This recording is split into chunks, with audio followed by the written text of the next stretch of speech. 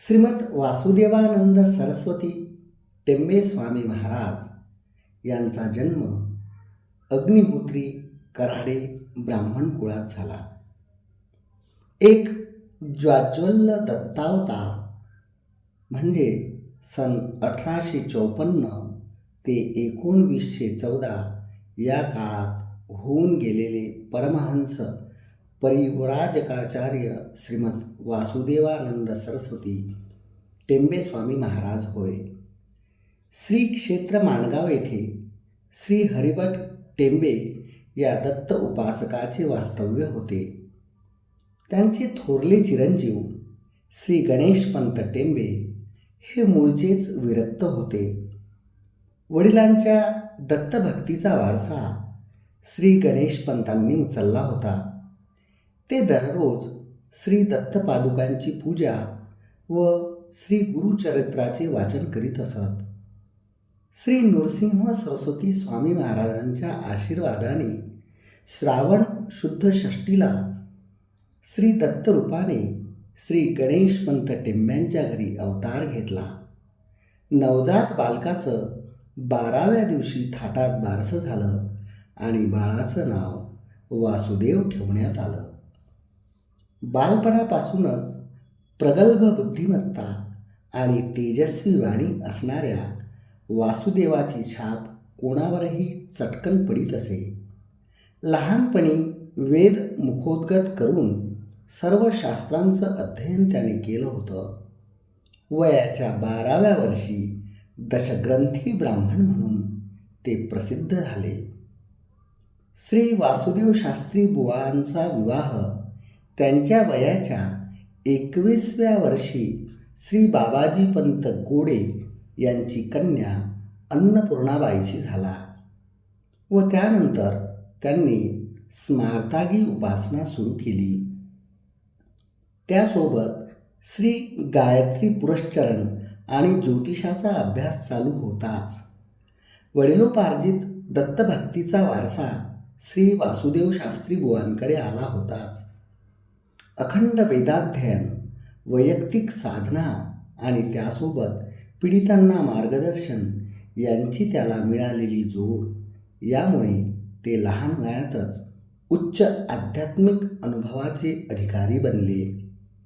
परिणामस्वरूप त्यांना स्वप्नदृष्टांतासह श्रीदेवांची म्हणजेच भगवान श्री दत्तात्रेय वाणी ऐकू येत असे. संत नामदेवाबरोबर ज्याप्रमाणे विठ्ठल बोलत असे त्याचप्रमाणे भगवान श्री दत्तात्रेय त्यांच्याशी संवाद साधत असत. त्यांचं संपूर्ण जीवन त्या पथप्रदर्शक श्री देववाणीच्या प्रकाशातच व्यतीत झालं. एवढंच नव्हे तर त्यांच्या संपर्कात जे जे आले त्या सर्वांचं जीवन त्यांनी त्या वाणी सामर्थ्याद्वारे उजळून टाकलं. कोकणातील माणगाव येथील ही घटना आहे. एका गृहस्थाच्या घरी दुभती गाय होती. ती त्या दिवशी काही केल्या दूध काढू देईना. ती गाय लाथा झाडीत असे. त्या गृहस्थाला कुणीतरी गावातील श्री गणेश भट टेंबे यांच्या मुलाचे नाव सुचवले. त्याचे नाव वासुदेव. वासुदेवाला श्रीमद परमहंस परिव्राजकाचार्य वासुदेवानंद सरस्वती टेंबे स्वामी महाराज मंत्राची माहिती होती. गाय दूध देईनाशी झाली. तिच्यावर मंत्रप्रयोग करण्यासाठी टेंब्यांच्या वासुदेवाला आमंत्रण देण्यात आले. वासुदेव त्या गृहस्थाच्या घरी उपस्थित झाले आणि त्याने त्या धिंगाणा घालणाऱ्या गायीवर मंत्रप्रयोग केला. मंत्रप्रयोग केल्यानंतर लाथा झाडणारी ती गाय अगदी शांत झाली. मग ती दूध काढू द्यायला तयार झाली. वासुदेव हा एकपाठी होता. एकदा वाचलेली गोष्ट त्याची तोंडपाठ होत असे. वयाच्या 12व्या वर्षीच त्याने ऋग्वेद संहिता, पदे, घन इत्यादी अभ्यास केला होता. याच वेळी तो दशग्रंथी या नावाने प्रसिद्धी पावला. गुरुचरित्राचा पाठ तो प्रतिदिनी वाचत असे. वयाच्या 15व्या वर्षापासून लोक टेंब्यांच्या वासुदेवाला शास्त्रीबुवा म्हणून संबोधू लागले. त्यावेळी उज्जैनीला जाण्यासाठी म्हणून शास्त्रीबुवा नर्मदा तीराच्या मंडलेश्वर ह्या गावी आलेले होते. तेथे कौवल्याश्रम नावाचे थोर सत्पुरुष वास्तव्य करीत होते. शास्त्रीबुवांनी स्वामीची भेट करून चर्चा केली. त्यावेळी स्वामींनी मी तुम्हाला दंड देतो असे सांगितले. त्यामुळे शास्त्रीबुवा उज्जैनीला न जाता मंडलेश्वरलाच राहिले. त्याच रात्री श्री दत्त भगवान हे शास्त्रीबुवांच्या स्वप्नात गेले व त्यांना विचारू लागले की तुम्ही माझी आज्ञा उल्लंघन करणार की काय. दुसऱ्या दिवशी सकाळी उठल्यावर शास्त्रीबुवांनी स्वप्नातली सारी हकीकत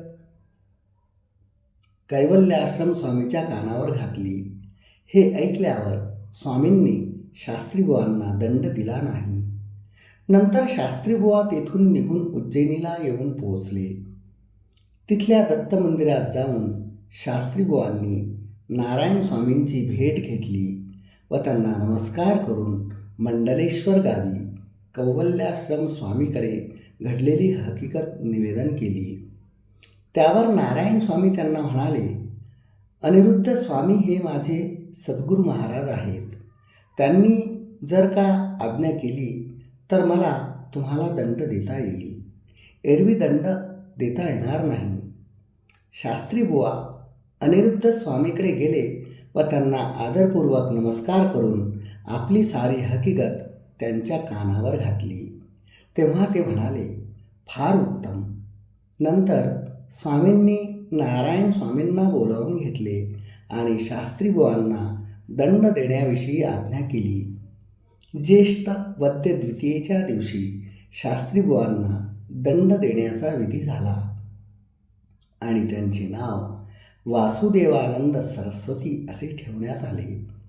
त्या दिवसापासून सारे लोक शास्त्रीबुवांना वासुदेवानंद सरस्वती स्वामी महाराज म्हणू लागले. त्या दिवशी वासुदेवानंदांनी नारायण स्वामीबरोबर भिक्षा केली. श्री दत्त महाराजांना ही गोष्ट पसंत पडली नाही. वासुदेवानंदांना ओकाऱ्या सुरू झाल्या. कितीही उपाय केले तरी त्या थांबत नव्हत्या. नारायण स्वामी घाबरून गेले. श्री दत्त महाराजांची आज्ञा उल्लंघन केल्यामुळे हा सारा प्रकार झाला असे कळतच नारायण स्वामींनी श्री दत्त महाराजांना वंदन करून त्यांची प्रार्थना केली. दत्त महाराज, हा आपला शिष्य आहे. मीही आपलाच शिष्य आहे. माझ्या अपराधाबद्दल मला क्षमा करा आणि ह्या आपल्या शिष्याला आपण बरं करा. ह्यापुढे आपल्या आज्ञेविरुद्ध कोणतेही कार्य यांना कधी सांगणार नाही. व त्यानंतर वासुदेवानंदांच्या ओकाऱ्या थांबल्या. नरसोबाच्या वडिलांना श्री वासुदेवानंद सरस्वती स्वामी महाराजांचे स्मृती मंदिर आहे. नरसोबावाडीचे दत्तस्थान हेच श्री वासुदेवानंद सरस्वती स्वामी महाराजांचे प्रेरणास्थान आहे. श्री क्षेत्र माणगाव येथे श्री वासुदेव शास्त्री बुवांनी स्थापन केलेलं श्री दत्त मंदिर हा त्या श्रीदेववाणीचाच आज्ञारूप आविष्कार आहे. यापुढील 7 वर्षे आपण माणगावमध्ये राहणार आहोत.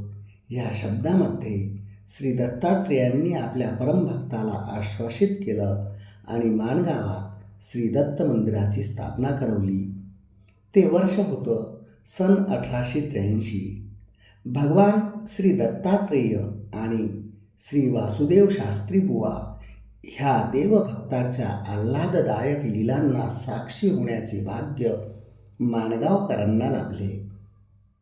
तसेच हजारो भक्तांनी श्री दत्तात्रेयांच्या तेथील सानिध्याचा अनुभव घेत आपले लौकिक आणि पारलौकिक कल्याणही साधून घेतले.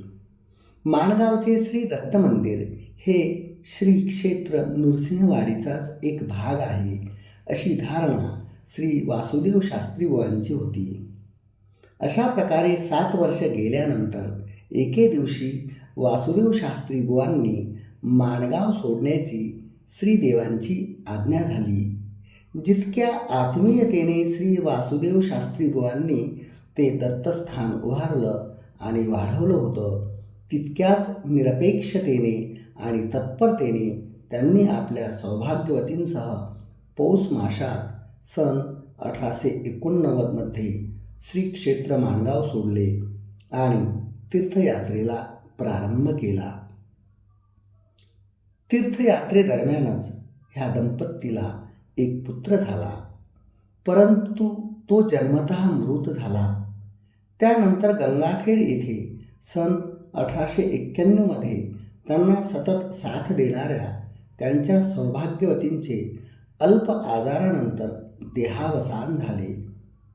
प्रापंचिक असले तरीही मुळात वृत्तीने संन्यासीच असणाऱ्या श्री वासुदेव शास्त्री बुवांनी पत्नीचं और्ध्वदेहिक उरकल्यानंतर 14व्या वर्षी विधिपूर्वक संन्यास ग्रहण केला. त्याच वर्षी श्री दत्तात्रेयांच्या आज्ञेनुसार त्यांनी उज्जैनी येथील श्री नारायणानंद सरस्वती स्वामी महाराजांकडून दंड ग्रहण केला आणि त्यांनी त्यांचे नाव वासुदेवानंद सरस्वती असे ठेवले. टेंबे स्वामींचे संन्यास घेतल्यानंतरचे नाव श्री वासुदेवानंद सरस्वती असे होते.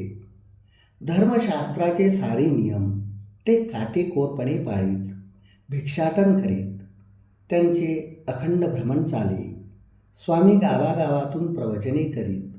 त्यांनी गुरुचरित्राची अनेक पारायणे केली, अनेक तीर्थयात्रा केल्या, अति अवघड अशी व्रते केली आणि अनुभूती व अनुभवातून जे ज्ञान प्राप्त झाले ते उपदेश रूपाने साधकांना सांगितले.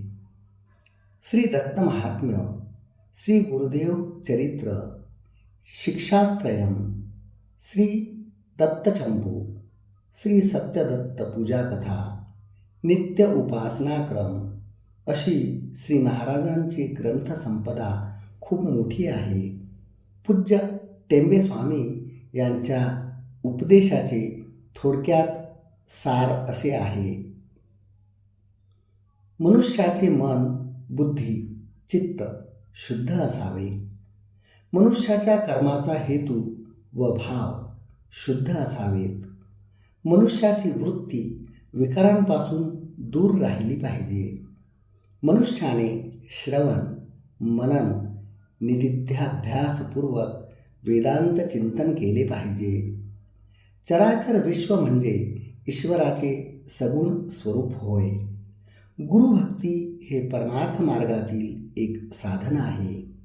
मनुष्याने शास्त्रनिष्ठा, धर्मग्रंथ, गुरुसेवा व आत्मानुभव याद्वारा मोक्ष धर्माची उपासना करावी. मनुष्य जीवनात विवेक निर्माण व्हावा.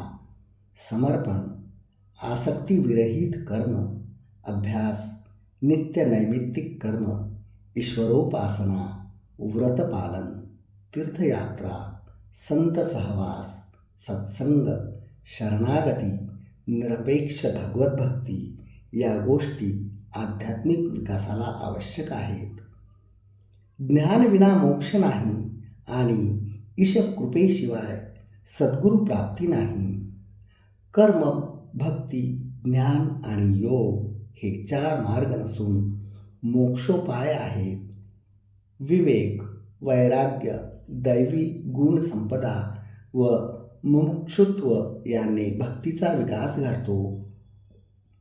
विश्वशांतीसाठी मनुष्याचा सर्वात्मक भाव होणे गरजेचे आहे.